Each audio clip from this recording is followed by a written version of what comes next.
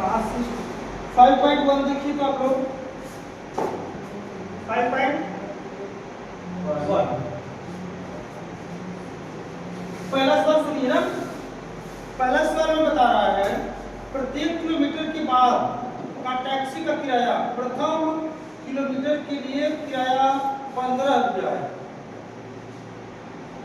प्रत्येक किलोमीटर के बाद का टैक्सी का किराया, प्रत्येक किलोमीटर के बाद का टैक्सी का किराया, जबकि प्रथम किलोमीटर के लिए किराया 15 रुपया है, प्रत्येक अतिरिक्त किलोमीटर के लिए किराया 8 रुपया है। तो समझिए क्या बात। और ये भी बताना है कि यह समांतर श्रेणी में है कि एपी में है कि मतलब समांतर श्रेणी में है कि नहीं। प्रत्येक किलोमीटर के बाद का टैक्सी का किराया, 1 किलोमीटर के बाद का टैक्सी का किराया,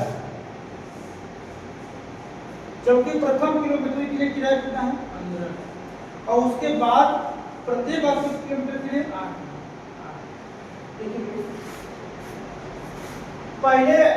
पहले किलोमीटर के कब क्या है 15 और क्या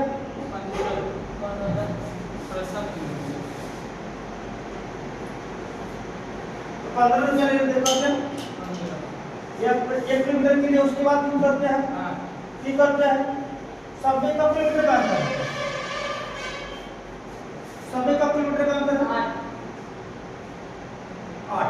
ये 1 किलोमीटर का अंतर है। करा जब पहले प्रथम बार 1 किलोमीटर आना तो रुपया लगा 15 रुपया लगा। सब में बीच का अंतर कितना है 1 है। तो समांतर श्रेणी हुआ कि नहीं, दोनों के बीच का अंतर कितना है 1। वो कहा है कि 1 किलोमीटर के अंतर में भाड़ा कुछ भी हो सकता है, वो नहीं देखना है। इसमें पहले ही बता दिया कि 1 किलोमीटर के अंतर है कितना। आपका पद थोड़ी जरूरी क्योंकि 5वां पद 6 है तो 8वां पद भी 6 होगा। पद का वैल्यू कुछ भी हो सकता है, डिफरेंट हो सकता है।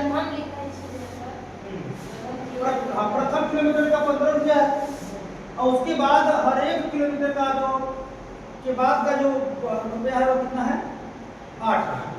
सवाल में कर लिया 1 किलोमीटर का अंतर, तो इसको आपको यह अंतर निकालने की जरूरत नहीं है। इसलिए क्या होगा समांतर।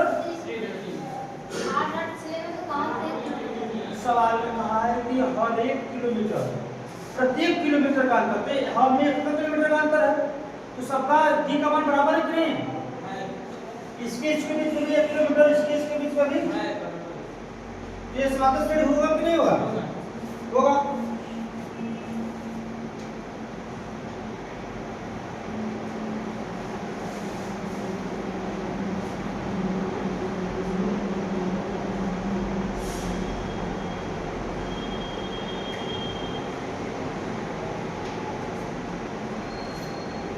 68 रुपया बढ़ता जा रहा है। 70 रुपया 68 रुपया बढ़ा देंगे, देखो हुआ है। इसमें 8 रुपया जोड़ेंगे कितना हो जाएगा 1 किलोमीटर के बाद इसमें 8 जोड़ेंगे कितना हो जाएगा 15 23। फिर 1 किलोमीटर के बाद 8 जोड़ेंगे 23 31। 1 किलोमीटर का अंतर है लेकिन 68 रुपया बढ़ रहा है तो उसे 15 में हम जोड़ते जाएंगे ना। थोड़ा से भी देखना है पहले किलोमीटर का कितना है। अब हर 1 किलोमीटर में 8 रुपया बढ़ रहा है तो आपका शुरू से जोड़ेंगे तो यहाँ से यहाँ तक का कितना 23 हो जाएगा, फिर यहाँ से यहाँ तक के कितना हो जाएगा 31 हो जाएगा। 68 रुपये जोड़ना भी होगा। अंतर हमारा 8 आ रहा है कितने का 8 बता के देख सकते हो 23 में से 15 जाएगा 31 में से 23 जाएगा 8। तो आपका क्वेश्चन नंबर दूसरा देखते हैं। किसी बेलन में उपस्थित हवा की मात्रा, किसी बेलन में उपस्थित हवा की मात्रा जबकि वायु निकलने वाला पंप प्रत्येक बार बेलन की शेष हवा का 1/4 भाग निकालता है। 1/4 भाग हमेशा शेष निकालेगा तो 1/4 हमेशा रहेगा तो क्या रहेगा समांतर श्रेणी। हमेशा 1/4 भाग निकालेगा। जैसे इसमें हमेशा 68 रुपया बढ़ रहा था तो समांतर श्रेणी था, उसमें हमेशा 1/4 भाग निकालेगा तो क्या हो जाएगा समांतर श्रेणी। तीसरा, प्रत्येक मीटर की खुदाई के बाद एक कुआं खोदने में आई लागत, सुनेंगे प्रत्येक मीटर की खुदाई के बाद कितने मीटर की एक कुआं खोदा जा रहा है, एक कुआं है, इस तरह से क्या है, ये कुआं है। प्रत्येक मीटर की खुदाई के बाद एक कुआं खोदने में आई लागत, जबकि प्रथम मीटर खुदाई की लागत, या प्रथम मीटर खुदाई की लागत कितना दिया है, 150 रुपया। एक मीटर खोदा जा रहा है तो रुपया लगा है 50 रुपया। कराया बाद में प्रत्येक मीटर खुदाई की लागत 50 रुपया बढ़ती जा रही है। अब हमेशा 50 रुपया बढ़ती जा रही है हर एक मीटर में, तो कितना आ जाएगा 200, फिर कितना आ जाएगा 250। सब में अंदर कितने का आ रहा है 50, सब में अंदर कितने का आ रहा है 50, ये समांतर श्रेणी हो जाएगा। क्या होगा, पहला वाला जो दिया है, पहले वाले 1 मीटर का लागत 150 रुपया दिया, कितना, और उसके बाद हर एक 1 मीटर में लागत 50 रुपया बढ़ता जा रहा है। तो जो आपका समांतर श्रेणी होगा, क्योंकि सब में 50 रुपया का हो रहा है, बढ़ रहा है। कोई दिक्कत तुमको? अगला सवाल है सवाल नंबर 4। सवाल नंबर 4 में कह रहा है, सुनिए, खाते में प्रत्येक वर्ष का निश्चित धर्म, जबकि ₹10,000 की राशि 8% वार्षिक ब्याज की दर से चक्रवृद्धि ब्याज पर जमा की जाती है। प्रत्येक वर्ष का 8% चक्रवृद्धि ब्याज पर जमा करेगा, तो समांतर श्रेणी होना चाहिए।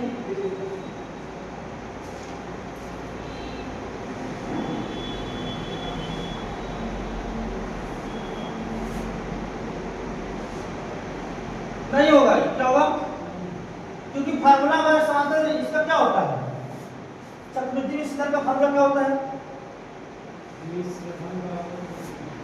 नहीं 1 + r/100 होता है, 1 + r/100 की पावर। जितना वर्ष बीतेगा, जो जैसे एक वर्ष में यानी की जगह ये रखेंगे, और दूसरे वर्ष में यानी की जगह क्या रखेंगे, तीसरे वर्ष में यानी की जगह क्या रखेंगे, तो वर्ष में यानी का मान बदल रहा है, तो ये समांतर श्रेणी में हो ही नहीं सकता, समांतर श्रेणी में नहीं हो सकता।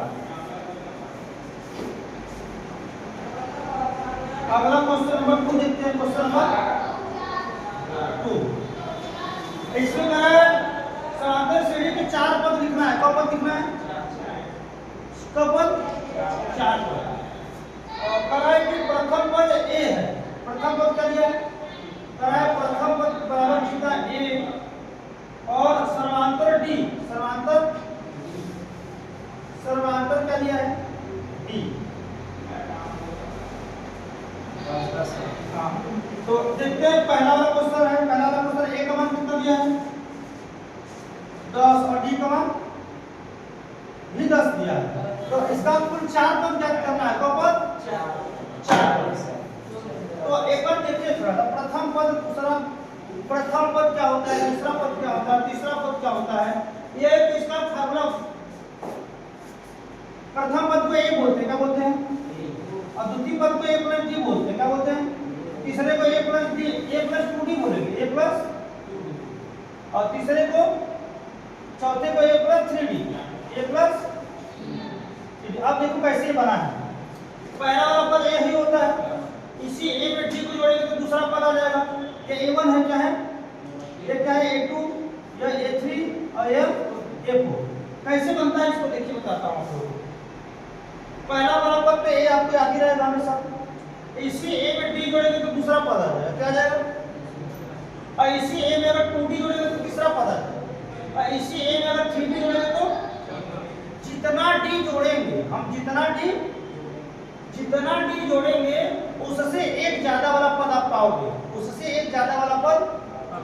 इसमें कोई b जुड़ा है तो इससे, तो यह पहला पद है, क्या है, इसमें कॉट डी जुड़ा है, एक डी जुड़ा है तो ये दूसरा पद रहेगा। मैं बोला कि डी से एक ज्यादा वाला पद पाओगे, पहला पद है तो डी 1 है तो पद दूसरा रहेगा, डी 2 है तो पद तीसरा रहेगा, डी 3 है तो पद कितना रहेगा, 4 रहेगा।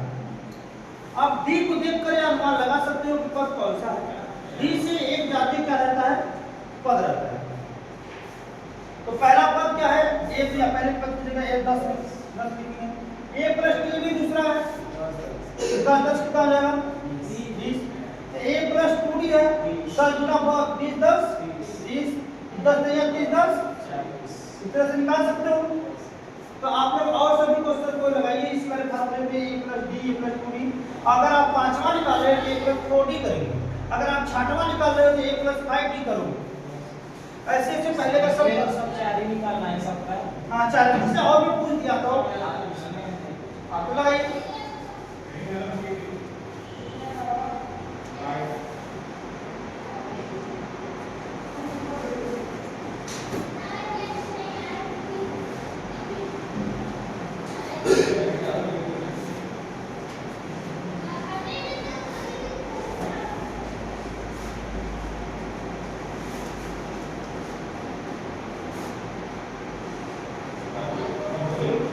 पूरा सवाल आप लोग अच्छे से लगाइए क्योंकि यह टॉपिक बहुत इंटरेस्टिंग टॉपिक है मैथमेटिक्स का। बहुत आसानी से सवाल आप लोग लगाओगे तो अच्छे से ध्यान दीजिए क्या बताया जा रहा है, कैसे बताया जा रहा है, सर्वांतर क्या होता है, प्रथम पद क्या होता है, यानी किसे कहते हैं। तो इन सब चीजों को देखते हुए आप लोग सवाल लगाइए।